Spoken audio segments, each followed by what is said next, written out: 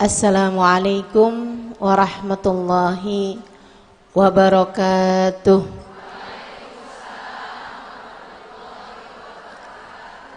Alhamdulillah. Wassalatu wassalamu ala Rasulillah. Sayyidina Muhammad ibn Abdillah wa ala alihi wa sahbihi wa man walah. Subhanaka la ilma lana illa ma 'allamtana innaka antal alimul hakim. Rabbi shrah li sadri wa yassir li amri wahlul 'uqdatan min lisani yafqahu qawli, amma ba'du.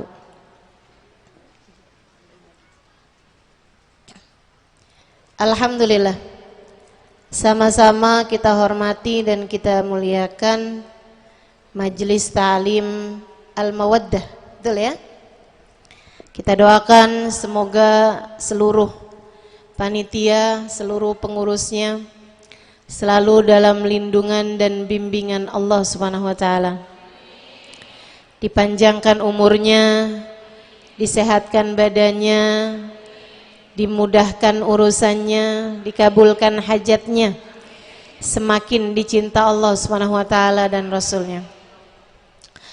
Segenap syaraif, segenap ustadzah, segenap pimpinan-pimpinan pondok pesantren dan juga pimpinan-pimpinan majelis ta'lim, kita doakan semoga semuanya selalu dalam limpahan rahmat ridha Allah Subhanahu wa taala. Juga tentu saja semua yang hadir di majelis ini, baik ibu-ibu, kakak-kakak, adik-adik, anak-anak, semoga semuanya dalam limpahan rahmat ridha Allah Subhanahu wa taala, disayang Allah, dirahmati Allah, diampuni Allah, dibahagiakan Allah dunia dan akhiratnya insyaallah.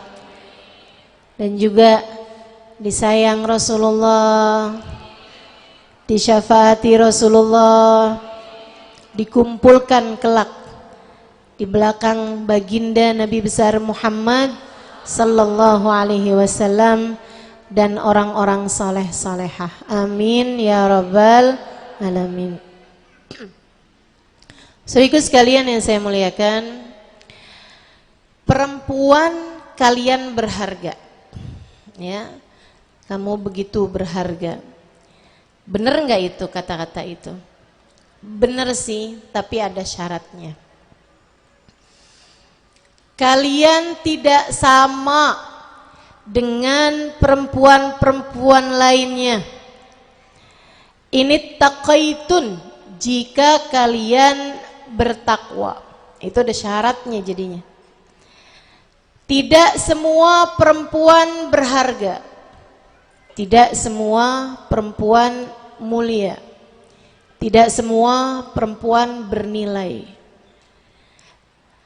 Segala sesuatu menjadi bernilai kalau ada mutunya. Kalau nggak bermutu, sampah. Sampah tidak bernilai. Maka bagaimana menjadi seorang perempuan yang bukan sampah, menjadi perempuan yang memiliki nilai, menjadi perempuan yang berharga? Ini akan kita bahas di kajian kita pada hari ini insyaallah. Mudah-mudahan keluar kita dari tempat ini semuanya menjadi perempuan-perempuan berharga, menjadi perempuan-perempuan bernilai tinggi, menjadi perempuan-perempuan berkelas. Kelasnya kelas apa? Kelas surga insyaallah. Menjadi perempuan-perempuan yang layak untuk hidup mulia di dunia dan layak untuk masuk ke surga di akhirat nanti. Amin ya rabbal alamin. Teman-teman sekalian yang saya muliakan, syaratnya apa aja sih pengen jadi perempuan mulia? Yuk nih, Yang nomor 1, iman. Kamu tanpa iman tak ada artinya apa-apa. Saudaraku sekalian yang saya muliakan, orang tuh tanpa iman nggak ada artinya apa-apa. Ini saya kasih tahu.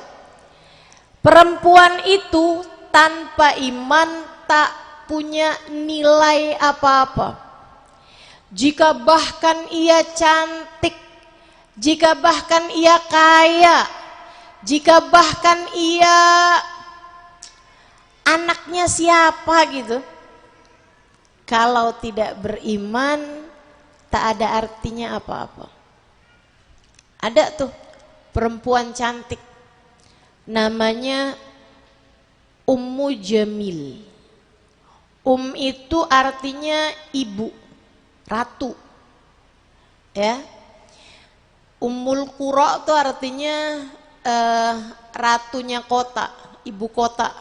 Kota paling tua gitu ya. Ummul Qura itu julukan untuk Kairo, Mesir itu ya.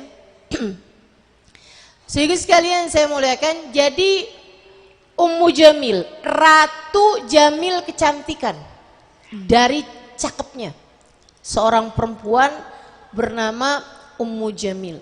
Hidungnya kayak Alif, kecil, mancung, tegak gitu. Enggak kayak saya. Saya ngaca-ngaca hidung saya nih kayaknya enggak kayak Alif, kayak tak. Rebahan ya. Teman-teman sekalian saya muliakan, ini perempuan satu ini cakep semuanya, alisnya cakep, matanya cakep gitu, jelas gitu kayaknya, gitu ya. Nah kalau kayak kita ini kan muka minimalis nih kayak kurang-kurang jelas gitu. Sehingga sekalian nih Ummu Jamil nih cakep semuanya, kulitnya cakep, badannya cakep, semuanya udah cakep dah. Dia punya suami itu gantengnya luar biasa teman-teman. Sampai dari gantengnya orang lupa namanya, selalu panggil dia dengan pemilik wajah yang menyala. Pemilik wajah yang menyala. Dalam bahasa Arab pemilik itu Abu. Menyala itu adalah Lahab. Jadi suaminya namanya Abu, paman Nabi. Jadi kamu kalau selama ini ngebayangin Abu Lahab jelek, atau kamu salah. Abu Lahab tuh ganteng banget teman-teman. Abu Lahabnya ganteng, cakep. Istrinya Ummu Jamil, ratu kecantikan di kota Mekah. Bayang dong. Masya Allah. Sayangnya mereka tidak beriman. Si perempuan ini nih sayangnya tidak beriman. Akhirnya kemudian kerjanya tiap hari mikirin gimana caranya Muhammad celaka. Karena nggak beriman, akhirnya dia menganggap orang-orang yang beriman sebagai musuhnya, menganggap Nabi Muhammad sebagai musuhnya. Apalagi ketika dia tahu suaminya habis dikata-katain sama Nabi Muhammad, tabat yada Abi Lahabin wa tab, ma aghna anhu maluhu wa ma kasab, sayasla naran dzata lahab. Itu teman-teman sekalian, dia marah dengan turunnya ayat tersebut. Dia cari Nabi Muhammad, dia dengar Nabi Muhammad lagi ada di dekat Bukit Sofa di area masjid. Sekarang ini ya, Masjidil Haram. Dia pun datang ke sana dengan muka tegang, emosi yang tak tertahankan, keringetan, sampai keringetannya di bawah hidung. Udah lihat gak orang kalau lagi marah keringetan bawah hidung? Ya, dia bawa batu teman-teman sekalian yang cukup besar, dibawa tuh batu dengan kedua tangannya. Dia samperin, dia lihat di masjid ada sahabat Nabi Muhammad namanya Sayyidina Abu Bakar. Itu padahal kenyataannya Sayyidina Abu Bakar nggak sendirian, dia sedang bersama Nabi Muhammad.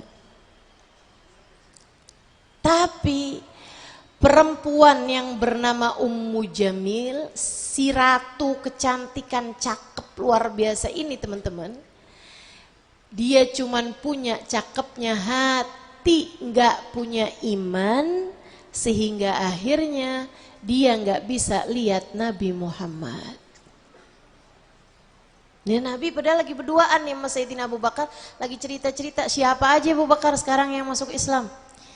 Siapa aja nih, gimana nih dakwah kita nih. Udah lagi bahas-bahas kayak begitu, datang si Ummu Jamil dengan bawa batu itu.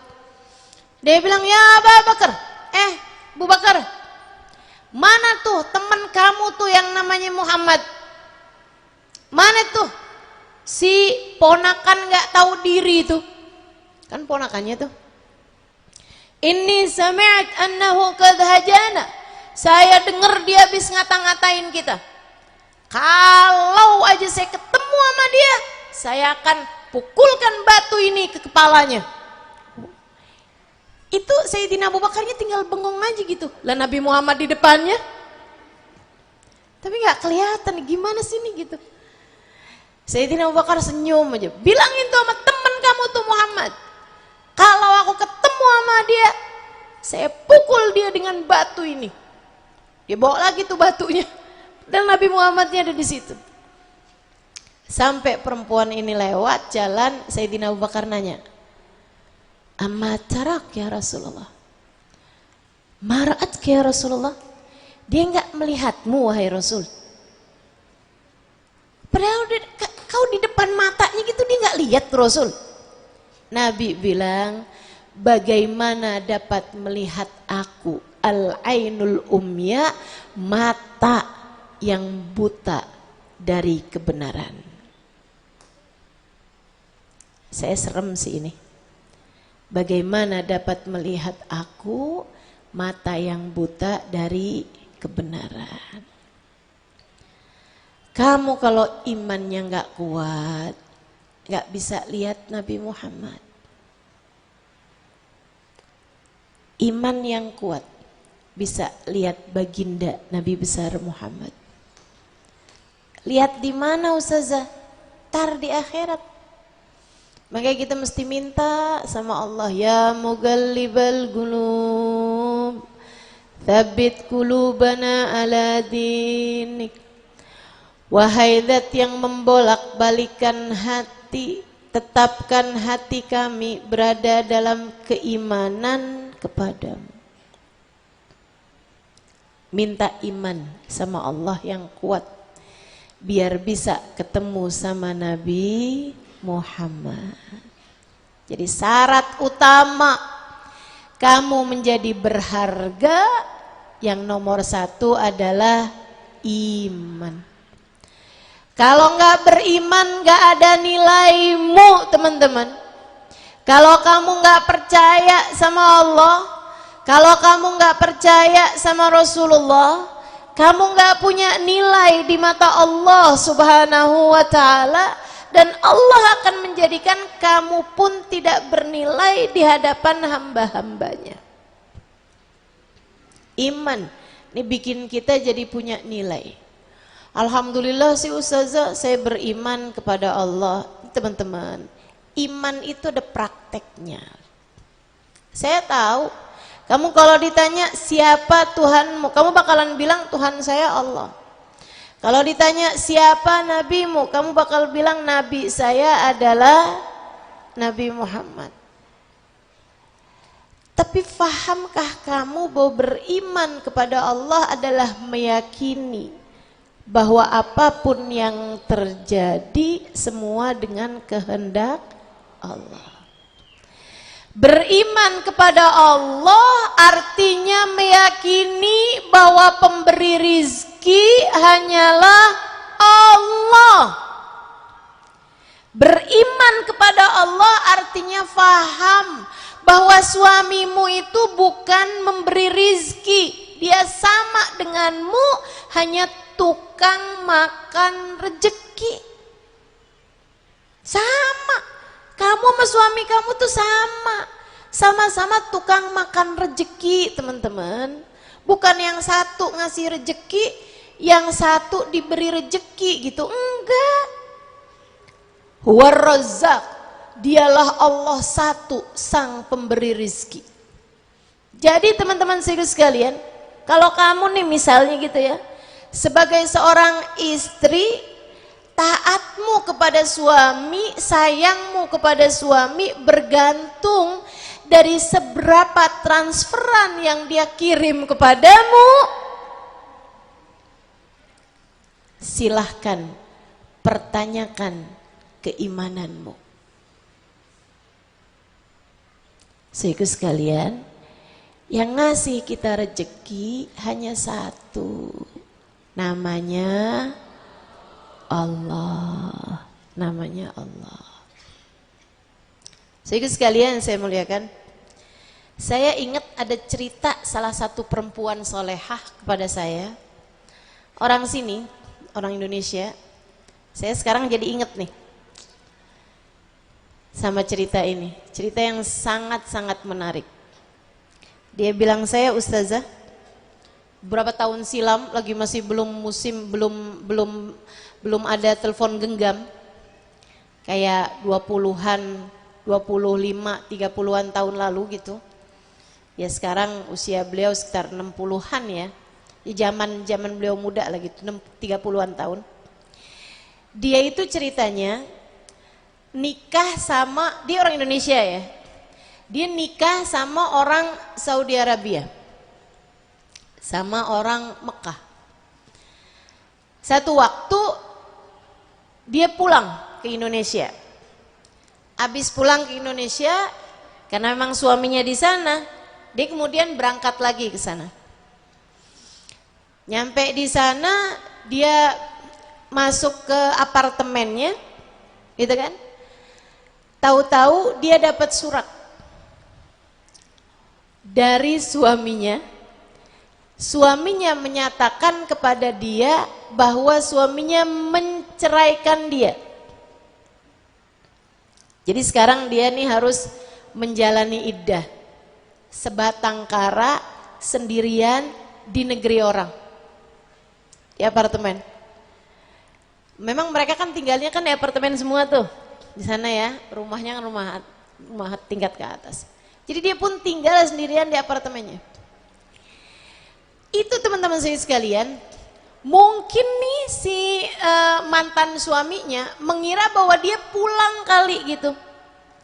Dan keluarganya nyangkain kan dia udah sama suaminya di Mekah. Jadi ini sama-sama gak ada yang cari tahu keadaan dia juga gitu. Dia bilang, dan ustazah, saya gak punya uang. Saya gak punya apa-apa. Dan saya sekarang mesti jalanin iddah untuk tidak keluar rumah. Saya tahu saya sekarang adalah seorang janda, diceraikan oleh suami saya, dan saya sekarang sendirian di negeri orang. Dia bilang, saya sempat galau, nangis-nangis, tapi habis itu saya mikir, ya Allah, orang bisa meninggalkan saya, tapi saya tahu Engkau tak akan pernah meninggalkan saya. Orang tua saya nggak tahu saya sekarang ada di mana. Mereka keluarga saya di Indonesia nyangkain saya bersama suami saya. Suami saya mantan ya, dia nyangkain saya pulang kembali ke negeri saya. Dia bilang, sekarang ini saya sendirian, akan tetapi saya tahu ya Allah, Engkau tahu keberadaan saya. Ibu-ibu sekalian, dia sehari, 2 hari, makanan yang dia punya habis. Dia udah sempat beli gitu ya, dengan sisa uang yang dia punya, terus habis itu habis. Hari besoknya, itu dia udah bener-bener gak punya makanan, gak punya apa-apa. Dan dia tahu orang iddah harus ada di dalam rumah. Jadi dia pun sendirian. Apa yang dia lakukan? Dia munajat sama Allah Subhanahu wa taala, ya Allah, ya Allah. Sempet tuh dia bilang, hati saya tuh kayak ngajakin aja, keluar aja, pergiin rumah mantan suami kamu, seenggaknya kamu minta untuk nantinya gimana, gitu kan ya, nafkahnya ini apa segala macem lah gitu, segala macem nih dia punya pikiran. Tapi terus dia pikir gini, manusia bisa buat apa? Urusan saya sama Allah Subhanahu wa taala. Orang nggak tahu saya ada di mana, tapi Allah tahu saya ada di mana. Ibu-ibu sekalian, imannya dia bilang, kenapa saya harus khawatir urusan rezeki, urusan makanan saya. Saya di dalam rahim ibu saya aja Allah datengin kok rezeki saya. Betul gak? Bu, Dek, Kak, kamu dalam perut ibu kamu pernah kelaparan gak? Enggak pernah. Kamu dalam perut ibu kamu pernah stres enggak? Enggak pernah. Kamu dalam perut ibu kamu pernah marah-marah enggak? Urusan duit, urusan rezeki? Enggak pernah. Allah sampaikan rezeki kepadamu sedangkan kamu berada dalam rahim ibumu. Sekarang kamu udah ada di atas muka bumi, kamu pikir rezekimu pindah gitu sumbernya, nggak lagi dari Allah Subhanahu wa taala? Nggak pernah, Dek, nggak pernah, Bu. Rezekimu dari Allah, dari Allah. Bahkan beras yang ada di dapurmu belum tentu jadi rezekimu. Apa yang akan kamu makan nanti malam kamu nggak tahu. Apa yang akan kamu makan nanti siang kamu nggak tahu. Allah tahu.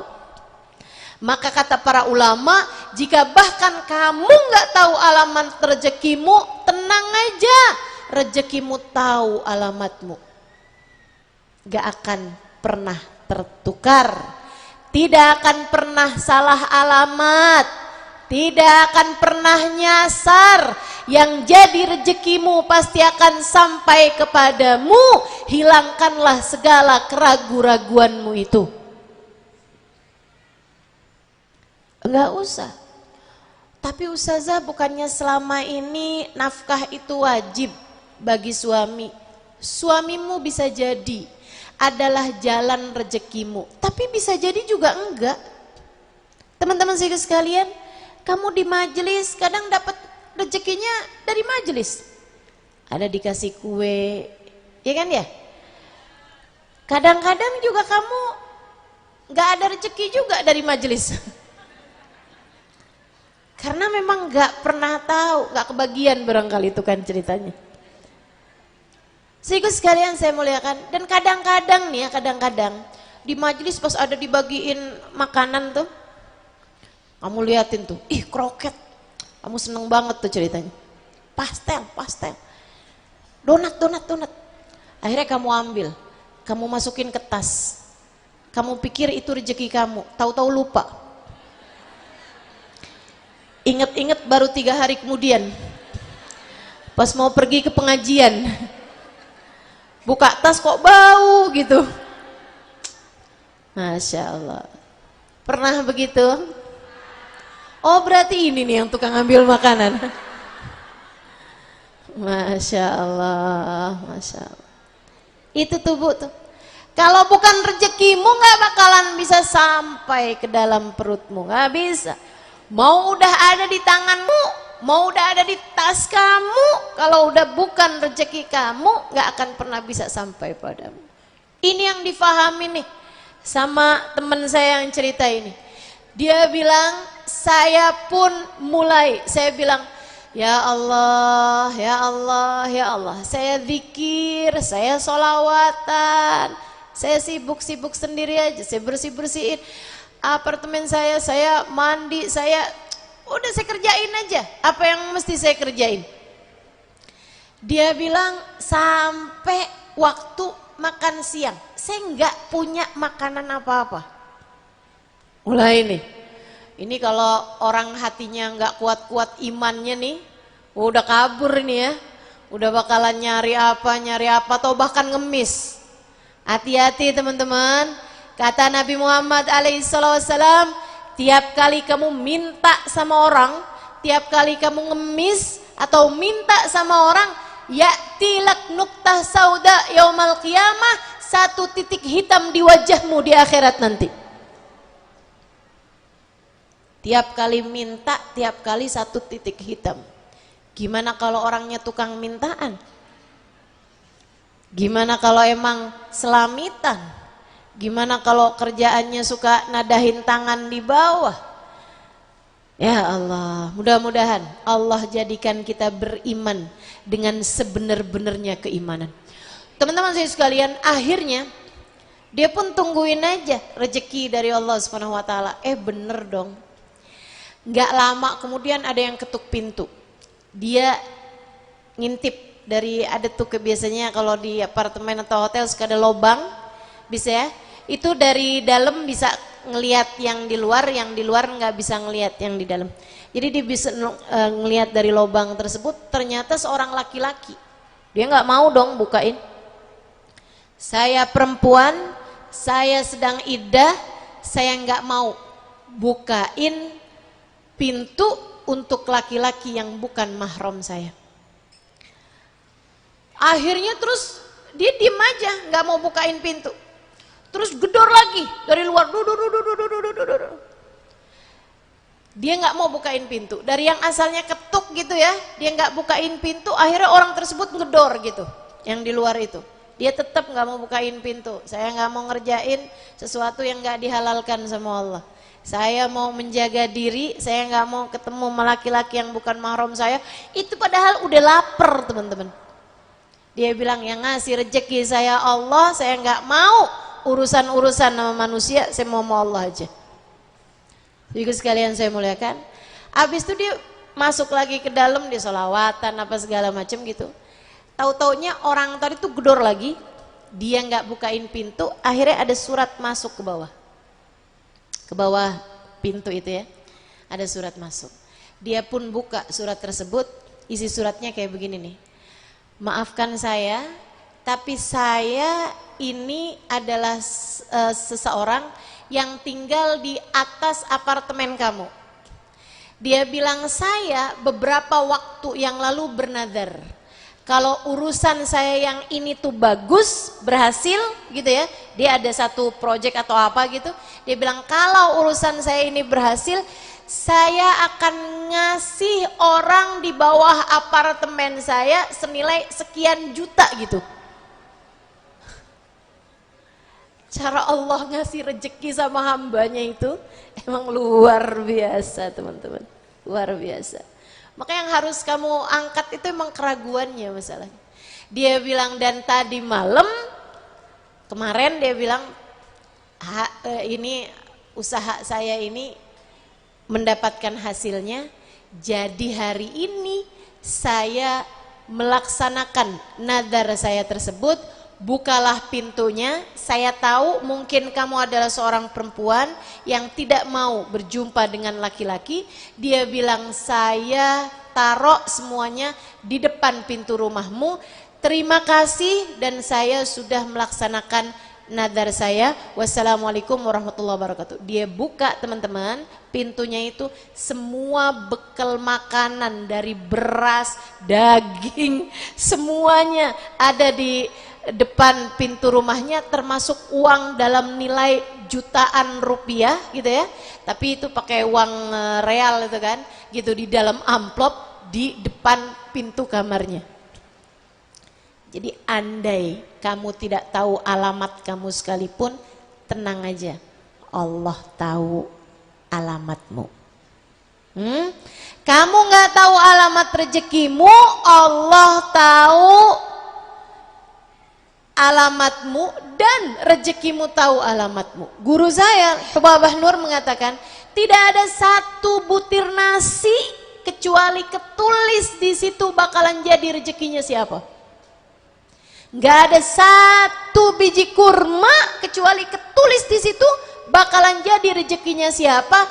Nggak akan pernah bertukar, Gak akan pernah tertukar, gak akan ada yang pernah salah alamat. Teman-teman sekalian, jangan ragu-ragu urusan rezeki, jangan ragu-ragu urusan rezeki. Nilaimu ada pada keimananmu kepada Allah. Yakinlah saja bahwa Allah Subhanahu wa ta'ala adalah sang pemberi. Nilai kamu yang nomor satu, kamu akan berharga apabila kamu nomor satu beriman. Mudah-mudahan Allah kuatkan keimanan kita. Allah kuatkan keimanan kita insya Allah. Semoga Allah kuatkan iman kita insya Allah. Amin ya rabbal alamin. Nomor satu iman. Teman-teman sekalian yang saya muliakan, yang nomor dua, nilai kamu itu ada pada ilmu. Kalau kamu pengen jadi perempuan yang berharga, milikilah ilmu. Bu, Dek, belajar yang benar. Agamamu itu, pelajari yang benar. Jangan sampai kamu sebagai perempuan gak tahu gitu. Ini saya keluar darah wajib sholat apa enggak ya? Ini saya kalau kayak gini nih wudhu saya batal apa enggak ya? Kamu jangan sampai nggak tahu. Kamu jangan sampai ngerjain ibadah tapi kamu nggak paham ibadah tersebut itu sah atau tidaknya. Bahkan ada nih, ada. Mudah-mudahan kita tidak menjadi salah satunya teman-teman saudaraku sekalian yang bahkan nggak bisa baca Quran. Nah ini jangan sampai ada di antara kita yang kayak begitu. Ayo, ayo. Yang belum bisa baca Quran pelajarin. Pelajarin. Ustazah saya udah tua, nggak apa-apa. Biar kita tua juga belajar yang benar. Karena ilmu tuh punya nilai teman-teman. Ilmu tuh bikin orang jadi punya nilai di mata Allah Subhanahu wa taala. Ibu-ibu, teman-teman, adik-adik nggak lihat apa orang tuh kalau dia berilmu, dia jadi ulama, jadi mulia, Dek. Betul apa enggak? Betul apa enggak? Masya Allah. Orang tuh kalau punya ilmu, dia jadi bernilai gitu. Subhanallah. Makanya kalau mau nyari kemuliaan adanya pada ilmu. Kata Nabi Muhammad gini, man arada dunya fa alaihi bil ilmi. Siapa yang pengen mulia dunia, dia mesti punya ilmu.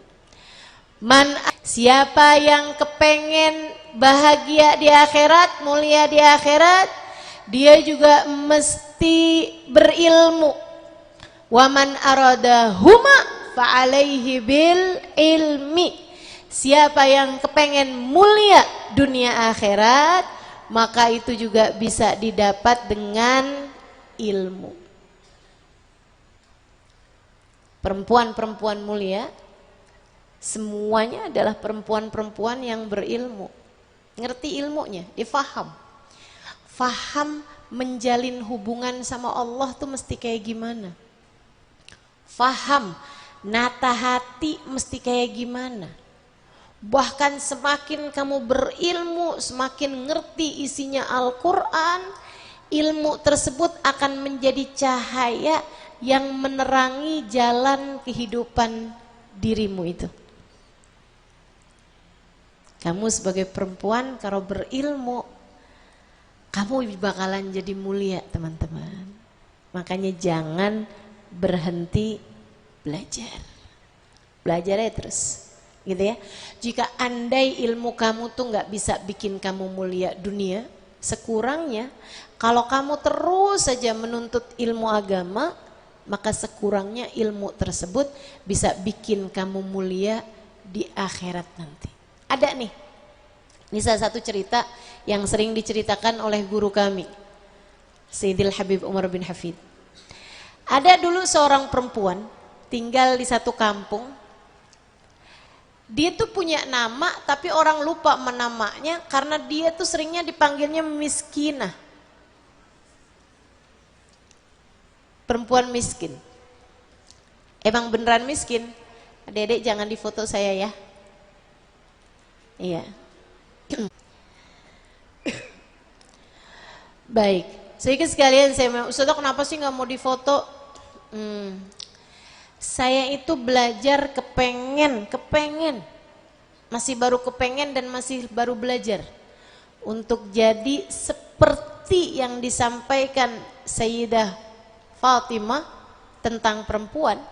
Ini nih salah satu dari ilmu nih.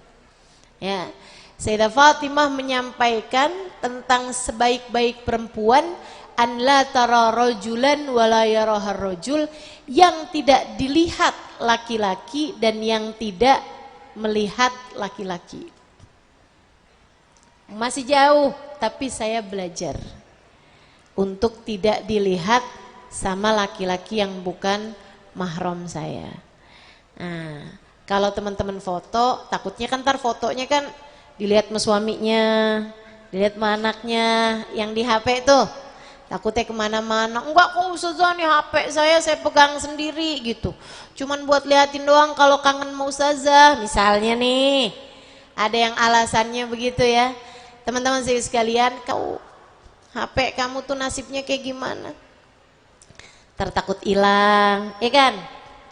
Takut dicuri orang, kita nggak paham gitu. Ya saya sih lagi nggak doain ya. Ya doain, tapi ya kalau itu terjadi gara-gara kamu foto saya ya terserah dah. Insya Allah enggak ya Bu ya. Jadi kayak begitu. Saya masih belajaran, masa teman-teman nggak mau bantuin saya yang sedang belajar mengamalkan ilmu saya. Insya Allah mudah-mudahan ya. Sedikit sekalian yang saya muliakan, kembali kepada si miskinah tadi nih. Dia ini kerja, dia hidup sebatang kara, nggak punya suami, nggak punya anak, dan nggak punya saudara-saudara, semuanya udah meninggal. Dia hidup sebatang kara teman-teman.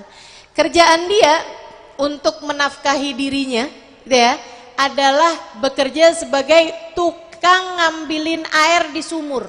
Jadi emang beneran miskin banget gitu si perempuan ini.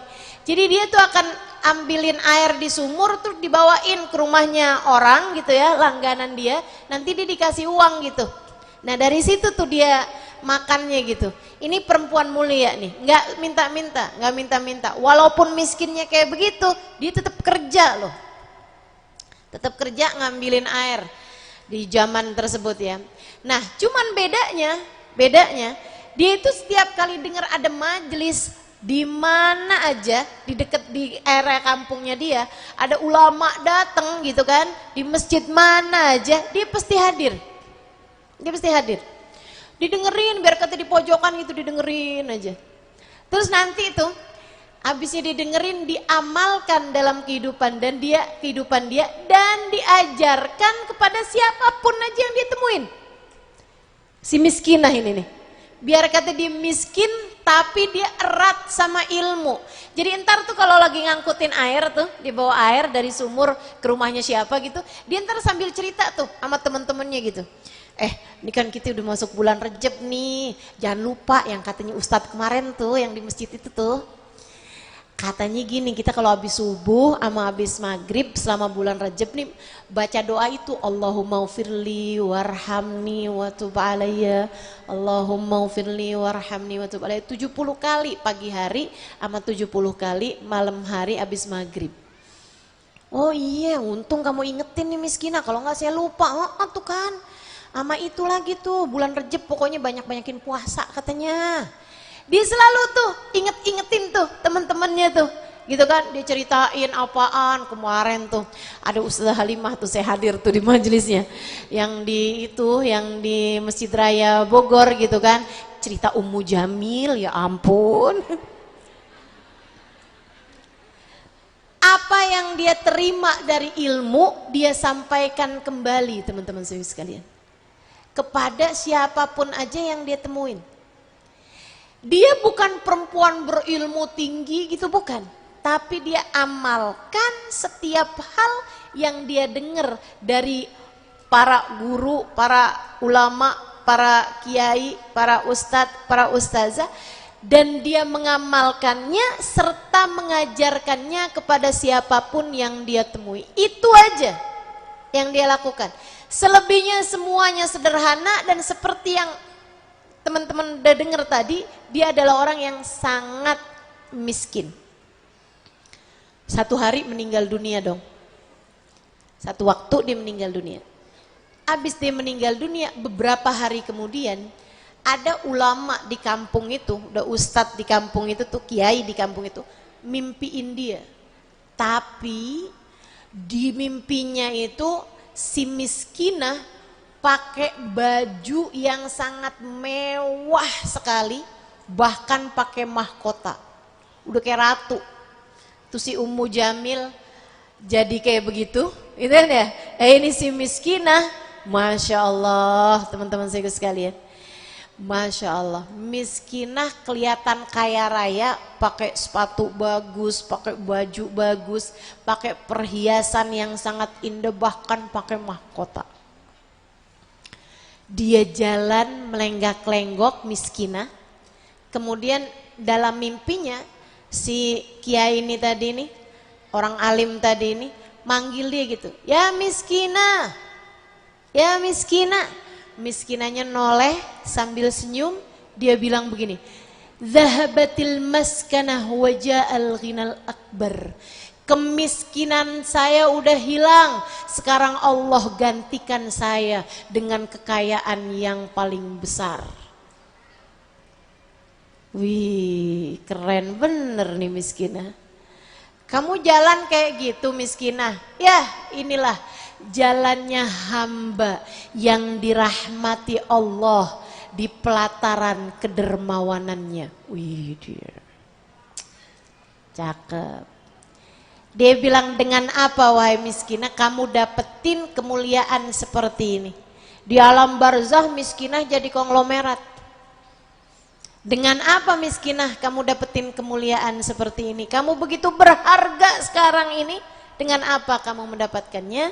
Miskinah menjawab, bijulusi lima jalisid dzikr majalisid ta'lim wa ta'limi iyaha. Karena saya selalu duduk di majelis-majelis ilmu, kemudian saya menyampaikannya kepada teman-teman saya.